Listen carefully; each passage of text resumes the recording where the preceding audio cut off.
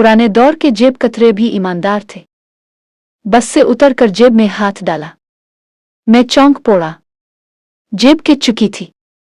जेब में था भी क्या, टोटल 9 रुपए और एक खत जो मैंने माँ को लिखा था कि मेरी नौकरी छूट गई है, अभी पैसे नहीं भेज पाऊंगा।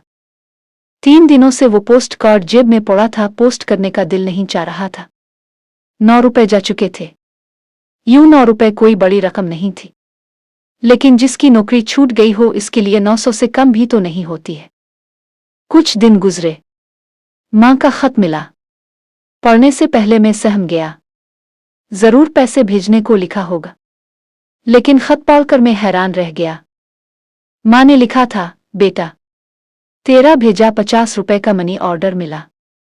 तो कितना अच्छा है रे, पैसे भेजने में जरा कोताही नहीं करता।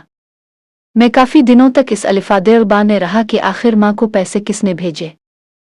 कुछ दिन बाद एक और खत मिला। भाई 9 रुपए तुम्हारी और 41 रुपए अपने मिलाकर मैंने तुम्हारी माँ को मनी ऑर्डर भेज दिया है। फिक्र ना करना, माँ तो सबकी एक जैसी होती है ना, वो क्यों भूखी रहे। तुम्हारा जेब कतरा।